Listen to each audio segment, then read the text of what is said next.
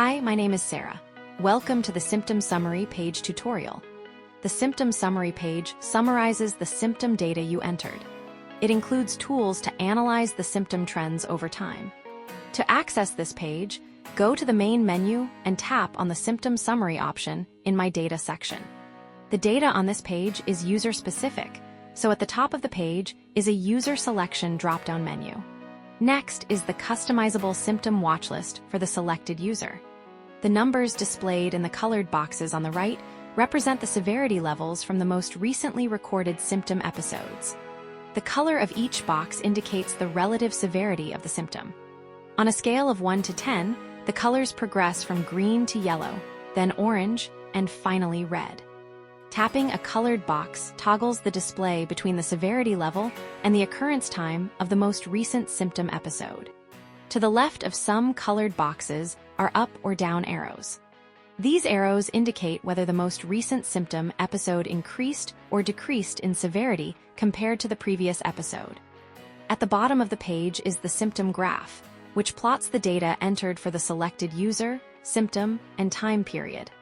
You can cycle through different polynomial functions to find the best-fitting trend line. In the upper right corner of the graph area, you can select longer time periods to display more data points and gain a broader view of symptom trends, or choose shorter time periods for a more detailed, zoomed-in view. The graph area also contains one other subpage, which can be accessed by swiping left. Swipe left to access the Community Post Summary, where you can quickly review the latest community posts related to the selected symptom. The final feature on the Symptom Summary page is the gear icon located in the bottom right corner of the graph. Tap it to open the Organized Symptoms page. The top section displays the symptoms in the same order as they appear in the watch list on the Symptom Summary page. The bottom section contains symptoms that you have entered but chosen not to display on the watch list. You can drag and drop symptoms within a section to change their order, or move them between sections to show or hide them on the watch list. Once you save your changes, the watch list on the Symptom Summary page will be updated accordingly. Let's use an example to see how this works. I have been tracking muscle cramps in my right calf for the past few weeks. I'm experiencing an episode right now that started about 20 minutes ago. It was extremely painful. I have already entered that initial data, and here it is. Although the cramp has subsided, I can still feel it. I would like to update the symptom with my current severity level. First, let's open the input page. I will select my name, Sarah Lee. Next, select symptom from the category option. In the name field, type cramp right calf. Let me find it in the suggestion list. Several options look similar. I'll choose the one with bottom because the pain is located in the lower part of my calf. For severity, the pain was about an 8 when it started. Right now, I would rate it as mild, which corresponds to a severity level of 2. The occurrence time is set to now because I am currently experiencing the cramp at severity level 2. Tap the Add button. The item now appears in the display area.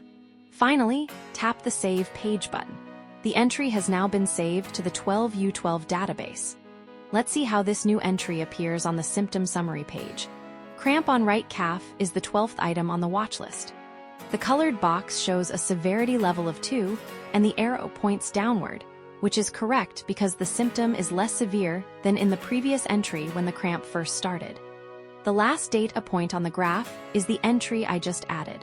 Let's select a longer display period and cycle through the polynomial trendline options to see whether any trends are present in the data. It appears that the polynomial 3 trendline best represents my data. The upward slope of the trend line suggests that the severity of my calf cramps may be increasing over time. It also appears that I have been experiencing episodes more frequently lately. I should remember to ask my doctor at my general medical checkup next week. Now, let's see the latest community discussions about cramps from other 12U12 users. This post looks interesting. Let me tap it to view the full post. The post is a bit long. I will read it later. Let's return to the Symptom Summary page.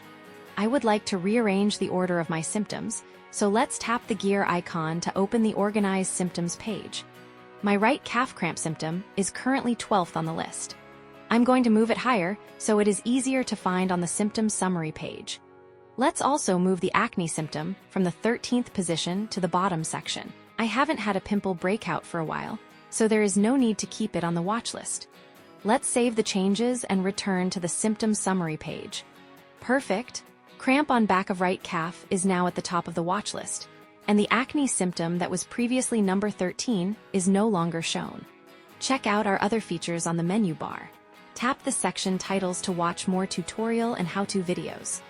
Thanks for using the 12U12 app.